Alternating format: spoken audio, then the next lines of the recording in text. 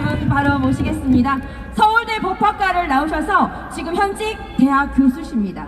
서울대를 나왔지만 조국과는 차원이 다릅니다. 바로 진실과 정의를 위한 투쟁에 앞장서고 계시는 우리 공화당의 최고위원이시자 전 인제대 대학교 법학과 교수로 계시는 한상수 교수님 모셔보겠습니다.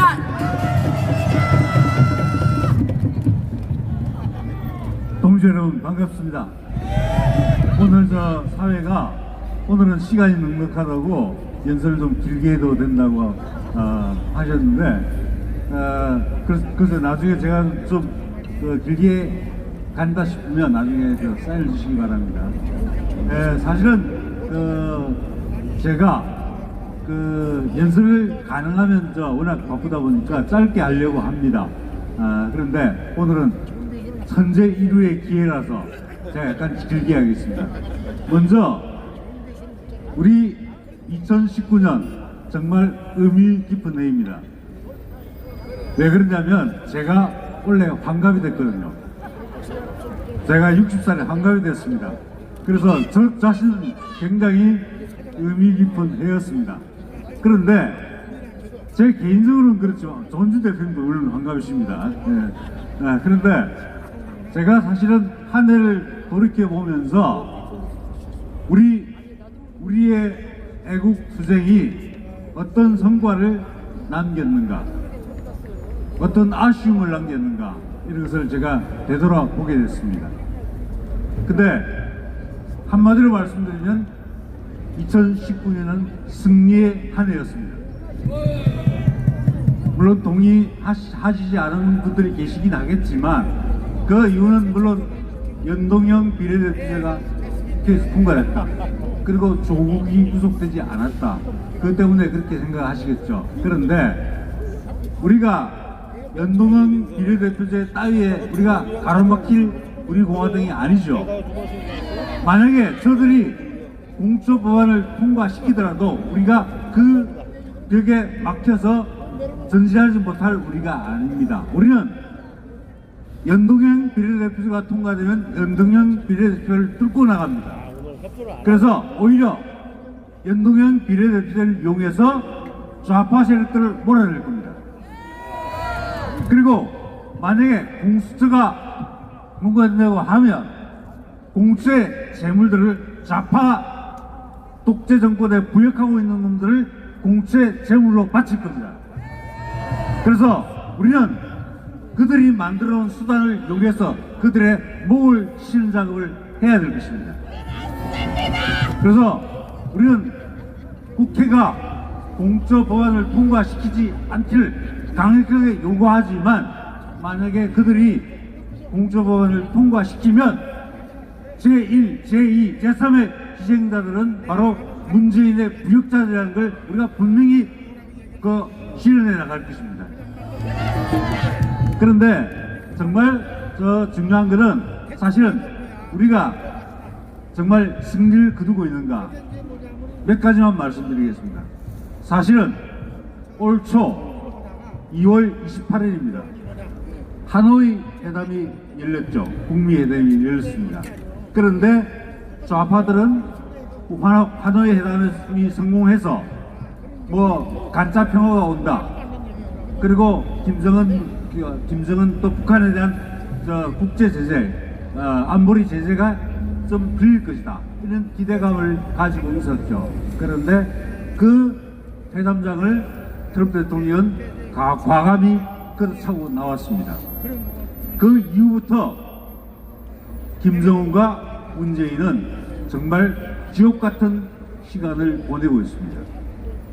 제재는 더 강화되고 있고, 그리고 또 얼마 전에 2010 회계년도 국방수권법이 통과됐습니다. 거기에는 원비어법이라고 하는 그 대북 제재 내용이 포함되어 있습니다. 이건 바로 김정은의 숨통을 바로 끊어놓기 시작한 작업들이 진행된 거다, 이렇게 보시면 됩니다. 그래서 2월 28일 날 하노이 회담에서 바로 국제정세는 바로 우리 애국 우파들에게 유리한 분으로 전개되고 있고, 그게 거기에 김정은이 무모한 도발을 했습니다. 특히 두 가지 도발을 했는데, 하나가 SLBM 잠수함 발사 미사일을 발사한 겁니다.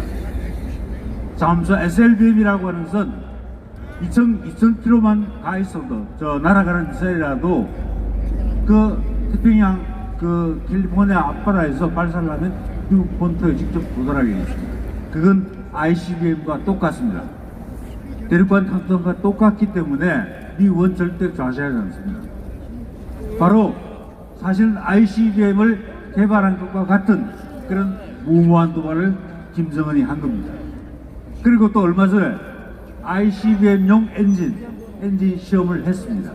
그게 위성에다 포착됐습니다. 그러면 ICBM이 만약에 완성이 돼서 핵무기를 실어서 미 본토를 공격한다. 미국은 절대 이것을 용납할 수가 없습니다. 미국이 한 가지 예만 들어드리겠습니다. 미국이 본토의 공격에 대해서 얼마나 실을 떴냐면 제일 첫 번째 본토 공격이 진주만 공격이었습니다. 바로 일본이 진주만을 선전포고도 없이 공격을 했습니다. 그때 진주만이 완전히 초토화됐죠.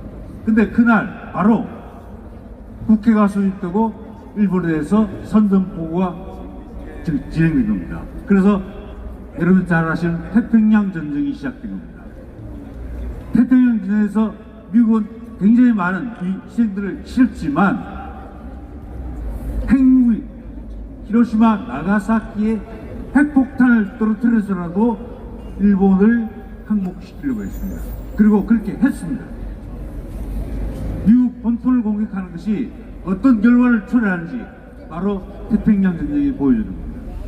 그리고 또 하나 있습니다.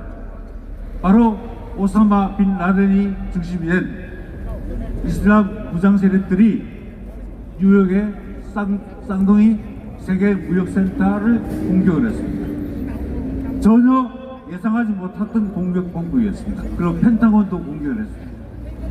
그런데 이 전혀 새로운 방식의 본토 공격이 이루어지자 그 이후에 바로 테러와의 전쟁이 진행됐습니다.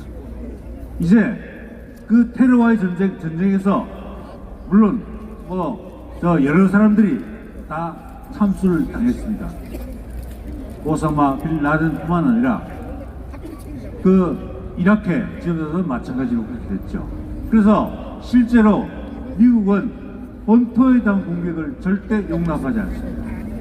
그런데 김정은이 그렇게 하겠다는 겁니다. 그럼 결과가 어떻게 될까요? 저는 다가오는 봄에 바로 김정은의 참수작전이 진행될 거라고 예측을 합니다. 바로 김정은에 대한 참수작전은 동시에 문재인의 죽음이기도 하다라고 말할 수 있습니다. 그래서 실제로 이미 흔히 말하는 북한은 레드라인을 넘었습니다. 이미 넘지 말아야 할 선을 넘은 겁니다. 그렇기 때문에 이제는 북한이 어떤 행동으로 나오든 이제는 북한이 당할 일은 바로 미국의 군사적인 공격을 받는 일밖에 없습니다. 이제 외교는 협상은 다 물 건너간 겁니다. 이제는 ICBM, SLBM 이걸 바로 완전히 없애버리는 겁니다. 그래서 군사적 옵션 시기의 문제만 남았을 뿐이고 군사적 옵션으로 간다고 봅니다. 그게 아마 저는 이번 봄에 이루어질 가능성이 높다 그렇게 판단을 합니다. 이런 과정에서 국제 정세는 우리 공화당을 중심으로 한 애국파에게 굉장히 유리하게 전개되고 있습니다. 그리고 국제 정세가 그러한데 그게 틈바구니를 벌려고 했던 게 지소미아 파기였습니다. 그런데 문재인이 정말 겁을 먹었습니다. 미국이 얼마나 무서운 국가인지를 새삼 깨달았겠죠. 그래서 지소미아 폐기하는 것도 다시 유보를 시켰습니다. 어떻든 간에 한미일 삼각 공조 체제가 그대로 유지되게 됐고, 그리고 미국은 언제든지 북한에 대한 참수작전, 레짐 체인지, 이 작전에 언제든지 돌아갈 수 있는 상태로 됐다. 그런 정도로 국제 정세가 우리에게 유리하게 전개되고 있다. 그 말씀 드리고요. 또 하나가 국내 정세죠. 사실은 저는 이제 그만하랍니다. 그래서 내려가야 되겠는데요. 한 가지 말씀드리겠습니다. 좌파들이 아까 김은구 트러스트 포럼 회장도 말씀하셨지만 서울대 학생도 변한다고 하죠. 참 후배들 정말 느립니다. 느려. 제가 생각할 때 느린데 빨리 좀 해가지고 태극기 집회 나오고 그래야 되는데 말이죠. 안 나오죠. 근데 올 겁니다. 그런데 조국 사태가 결정적입니다. 조국 사태는 좌파들의 도덕적 기반을 완전히 붕괴시켜버렸습니다. 우리가 저런 썩어빠진 인간들을 지켜주기 위해서 우리가 촛불 들었나? 아니 이 문재인 정권 밀었나? 바로 도덕적 그 장애감, 또 분노감, 이게 정말 참을 수 없을 정도로 분노감, 자괴감을 느낍니다. 그래서 사실은 도덕적 기반이 다 무너졌습니다. 그리고 이제 내부 총리를 다 들어갔습니다. 그래서 우리가 이겼다고 하는 이유는 바로 우리의 적인 좌파들이 도덕적 기반을 상실하고 자신감을 상실하고 이제 기껏해야 공천이나 선거 때도 이런 꼼수 아니면 자기 기반을 유지할 수 없는 상태로 몰락해 가고 있다는 겁니다. 그래서 다가오는 새해에는 2020년도에는 우리 애국파들이 단결해서 해서 문재인 정권 반드시 끌어내고 박근혜 대통령 구출하도록 열심히 투쟁합시다. 그리고 한 해 동안 정말 투쟁하시느라 수고하셨고요. 내년 태극기집에서 우리의 각오를 더 다져서 투쟁의 의지를 더 다져서 내년 태극기집에 다시 뵙도록 하겠습니다. 감사합니다. 여러분 큰 박수 부탁드리겠습니다.